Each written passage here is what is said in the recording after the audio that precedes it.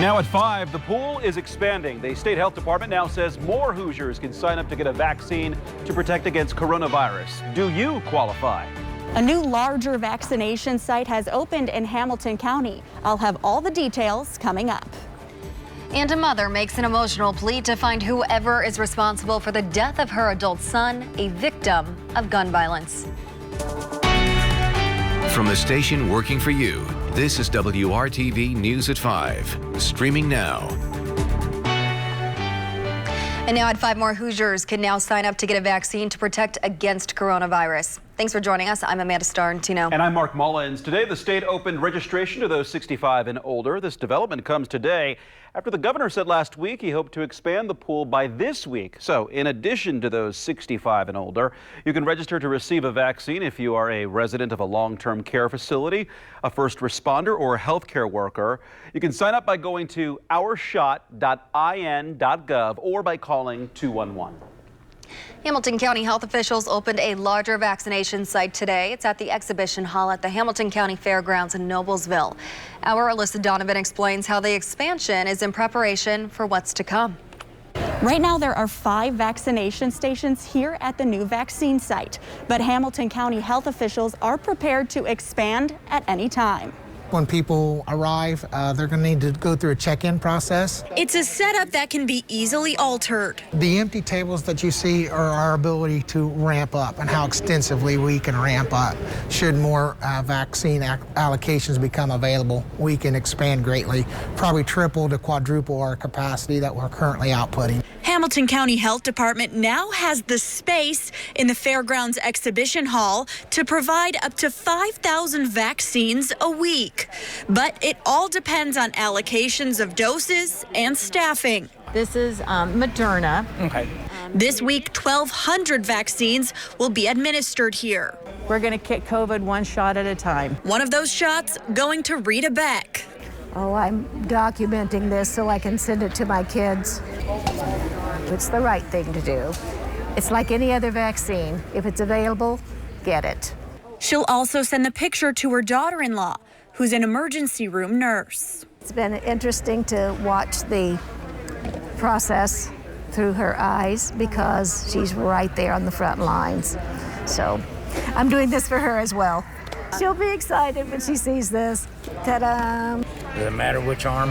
It does not. All right. You get to pick. There's been a lot of excitement.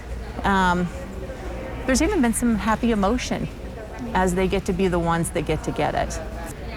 Okay, so this is your card, and it shows that you had your vaccine today on the 1st in the left arm, and you did get Moderna. After receiving their shot, patients schedule their next visit for their second dose. Then they're monitored for 15 minutes before being sent on their way. We're busy, and some days we go home really tired, but it's all worth it. Especially when patients are so happy to receive their vaccine. Felt great. I feel great. I feel great. I feel relieved. I'm Alyssa Donovan, WRTV. The Hamilton County Fairgrounds site is open from 9 to 4, Monday through Friday. As of this morning, more than 568,000 Hoosiers have received the first dose of the vaccine, and more than 146,000 are fully vaccinated. For the 9th day in a row, newly reported cases of the virus are below 3,000. The state reports 1,733 today. They were all recorded yesterday. The 7-day positivity rate of all tests has dropped to 8.3%. The state also reports 16 more Hoosiers have died with COVID-19. Those deaths occurred between Wednesday and yesterday. For the second year in a row, the pandemic is blamed for the cancellation of some popular events in Indianapolis. The Athletic Club Foundation announced today it is once again canceling the St. Patrick's Day Parade and Shamrock Run and Walk. This is being done to protect the health and safety of participants and spectators. However, the foundation will still host the greening of the canal on Wednesday, March 17th, but it won't be open to the public. They say it's to remind all Hoosiers that there is a light at the end of the rainbow. Kevin. It wasn't a rainbow over the weekend. It was lots of snow, Mark. And let's look in the rearview mirror for a second. Boy, did that hit hard Saturday evening into Saturday night, and quite a bit of variability as far as the snowfall reports. Just for example, between Lafayette, West Lafayette, in that area, reports are anywhere from 6 to just over 9 inches. Kokomo, Howard County, 8.3. And you can see Frankfort, Westfield, 5 to 7 inches in that area. Brownsburg, 4.4. Okay, that's behind us. Right now, we've had some breaks in the cloud cover, but you can see the gray stratus clouds above the snow cover at the Motor Speedway. It is a cold north wind that is driving wind chill temperatures down into the teens, but it's 32 in Indianapolis right now. Game plan for tomorrow, lots of clouds again and still a cold north wind. Temperature warms to about 30 degrees. The topic of conversation will be Thursday and then the weekend into early next week when I come back in just a bit. Metro Police have arrested a man for murder in the death of a 1-year-old boy. On Thursday, child abuse detectives were called to Peyton Manning Children's Hospital on a report of a child with significant trauma and was not expected to survive. The following day, they arrested 32-year-old Carl Hensley. He is formally charged with murder, neglect of a dependent resulting in death, and aggravated battery. The victim is identified as Bradley Dunaway. The coroner said he suffered a blunt force head injury. And a grieving family is pleading for answers tonight, 1 week after their loved one lost his life to gun violence on the city's northeast side. Daryl Brown was 25 years old. His family says he was outspoken and friendly with a big heart. The father of a 1-year-old little girl had dreams to become a music producer. In high school, he was a star athlete on Lawrence North's football team, and after graduating, joined the Army. Most recently, he was stationed in Hawaii before his family says a back injury led him to being honorably discharged. Last Monday, IMPD said Brown was found shot in the parking lot of his apartment complex near 30th Street and German Church Road. Police say he died at the hospital. Now his family is speaking out to get justice. You could tell anonymous. You shouldn't want this to just go like this. And if they know, they should tell. And this little stupid thing, I ain't gonna be no snitch. I'm not telling. That's the dumbest thing I ever heard. If somebody lost someone, you should want them to have justice a little bit. It's not gonna ease, no. It's not gonna ease the pain. Never gonna ease the pain. But to know that the person did is not walking on the street doing somebody else like this or causing somebody else some pain, they shouldn't have freedom. No. IMPD says there are no updates to this case right now, but they continue to ask anyone with information on this homicide to call Crime Stoppers at 317-262-TIPS. At this hour, a group of 10 Republican senators, including Indiana Senator Todd Young, are meeting with President Biden and officially offering up their counterproposal to his sweeping COVID-19 relief bill. It's setting up to be the president's first real test of his campaign promise to work across the aisle and bring unity back to a divided Washington. ABC's Andrew Dimbert is tracking the latest from D.C.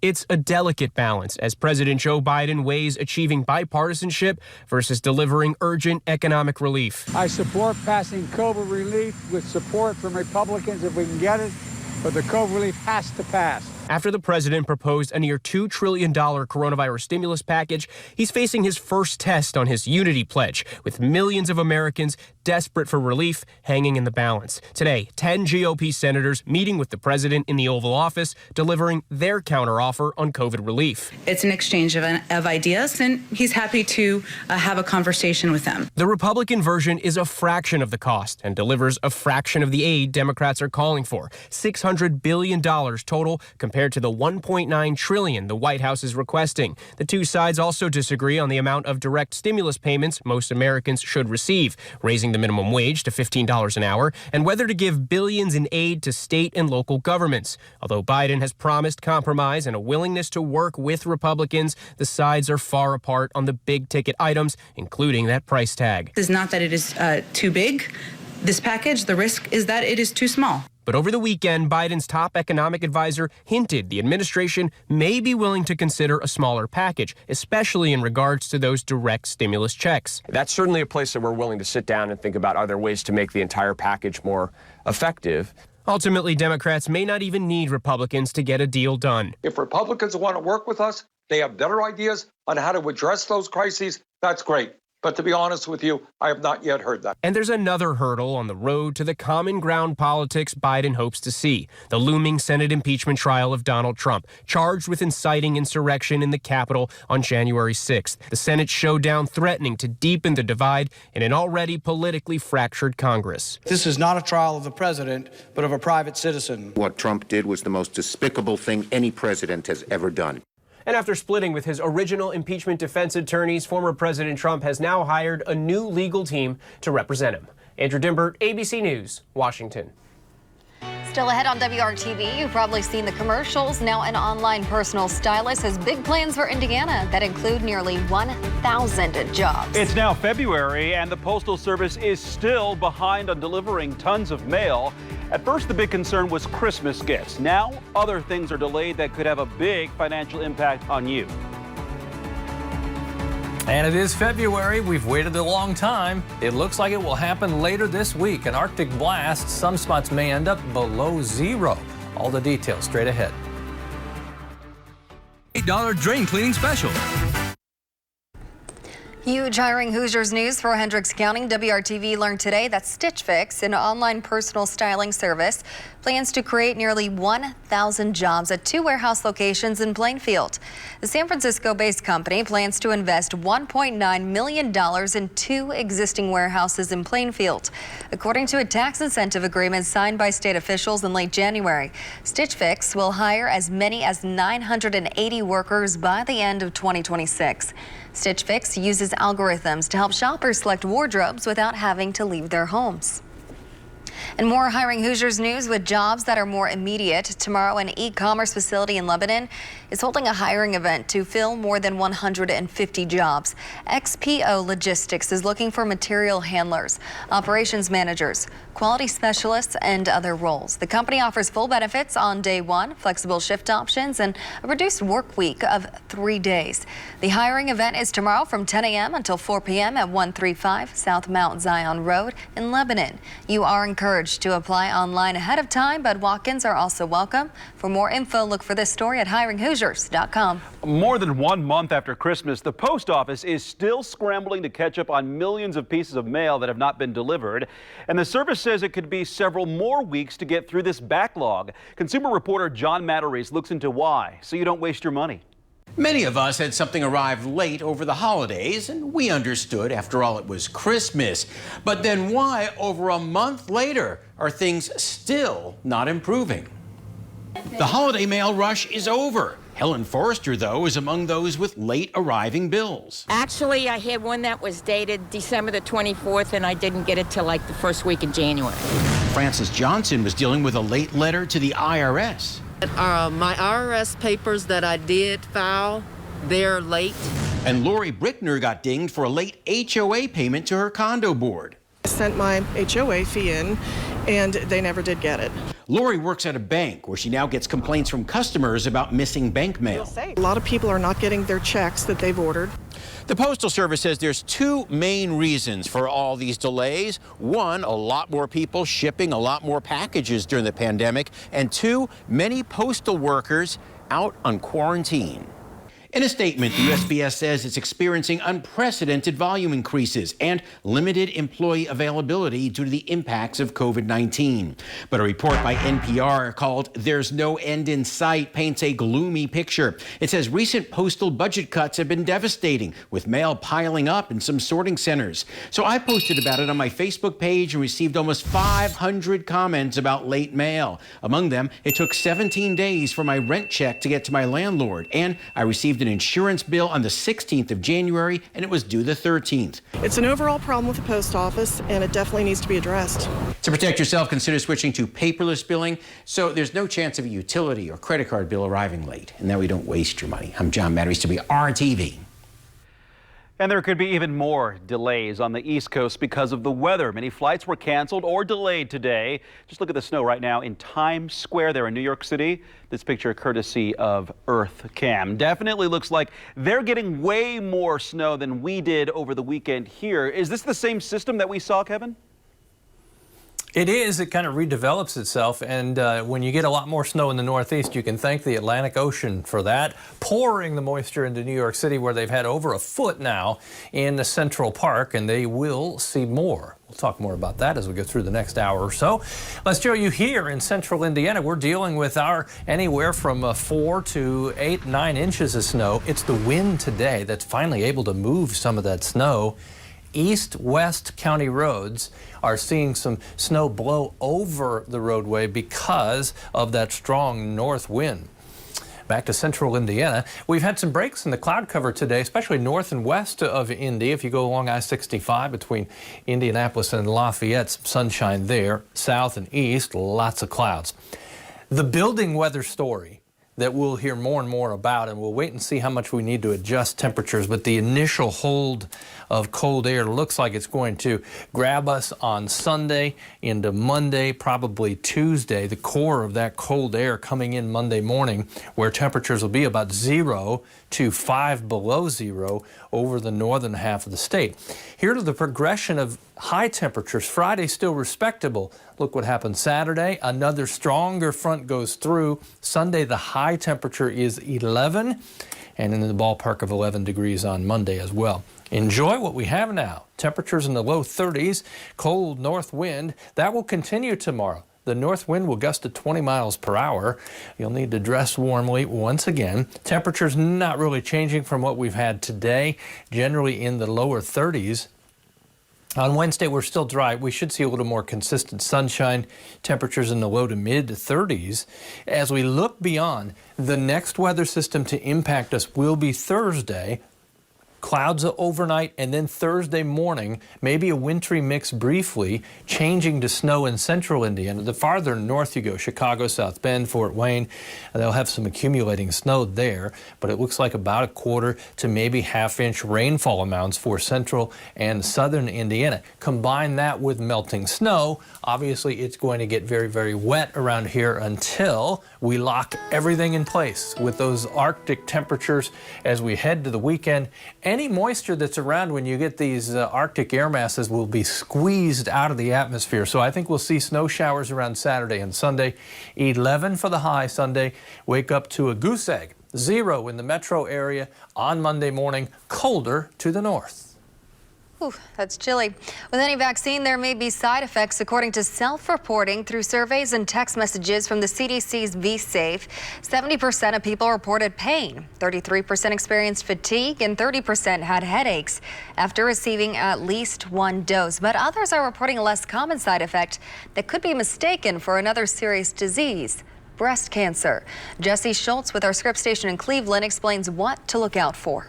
Aubrey Lewis has been a nurse at university hospitals for 4 years, and for nearly the last year of that time, her work has been dedicated to fighting COVID-19. I work with COVID patients on a daily basis. She received her first dose of the Moderna vaccine 10 days ago. When I got my vaccine initially, I did not have any side effects at all. But after a few days, she noticed swelling in one of her lymph nodes. I felt under my armpit to, see if there was anything there, and I felt a lump. As a nurse, it made her nervous. That's a weird spot to have a tender lymph node, but as soon as I put 2 and 2 together that I had just got the COVID vaccine on that side, I kind of figured it was related to that. She looked it up.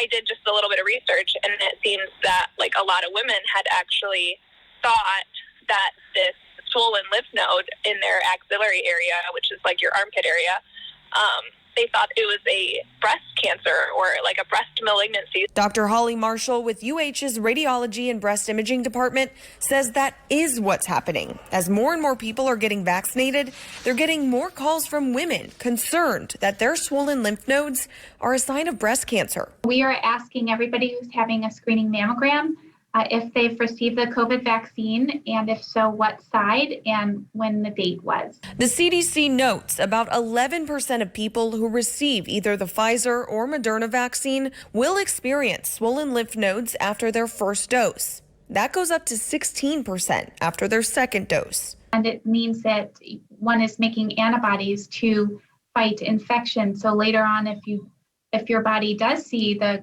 COVID virus, then you'll be able to fight the infection. Those swollen lymph nodes can appear anywhere from 2 to 4 days after your shot. Wait a few weeks, and if there's no change, then come in and we'll evaluate it with an ultrasound. Lewis says no matter the side effect, she's eager for her shot to get the second dose. Going into the, healthcare field, I knew that there would be times like this that we have to kind of set the pace for everyone else. So I don't have any hesitation to get the second dose.